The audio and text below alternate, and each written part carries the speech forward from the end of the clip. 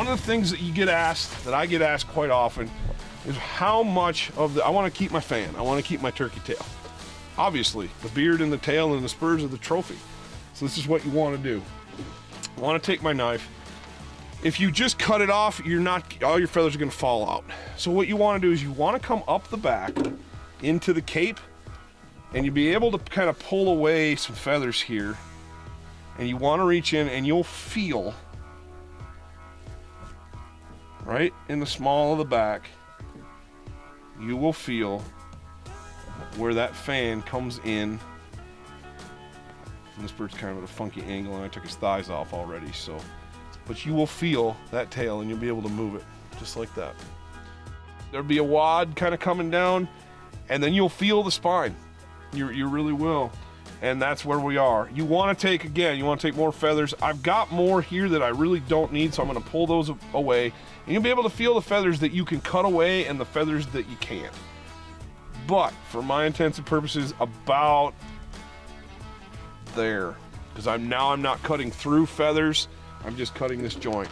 And I may have to switch knives here, because this is fairly heavy duty bone. But nope, the old outdoor edge, right through her. And just like that, we have, you can see the vertebrae in the middle that my knife blade slipped through. And we've got a little chunk of meat here. And then what you end up with is your fan. And I've left some feathers to work with attached.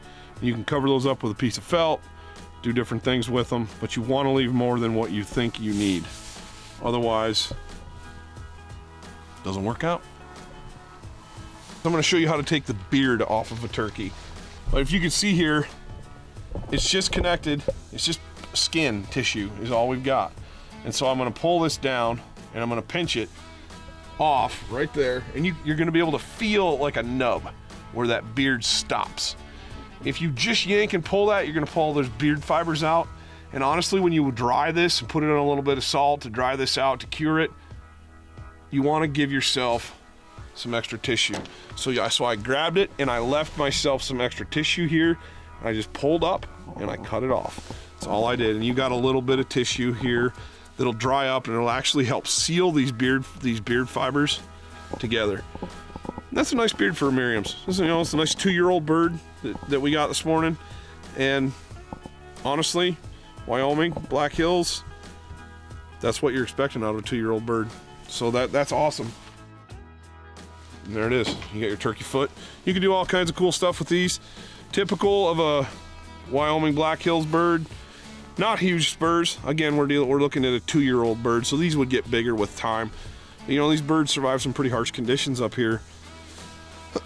And you're only looking at, mature birds 3-4 years old. A 5-year-old's an old bird. And so their spurs do get bigger, but they also get worn down in the rocks, and they just don't grow huge spurs. Some of the best spurs I've seen come out of this country are inch, maybe a little more, but anything in that 3/4 inch range is a really good bird. So this is just a nice, typical, representative 2-year-old bird. There's some Wingman tips for you. Hope it helped out. Enjoy. Give this a shot with your next bird. Let us know how it works.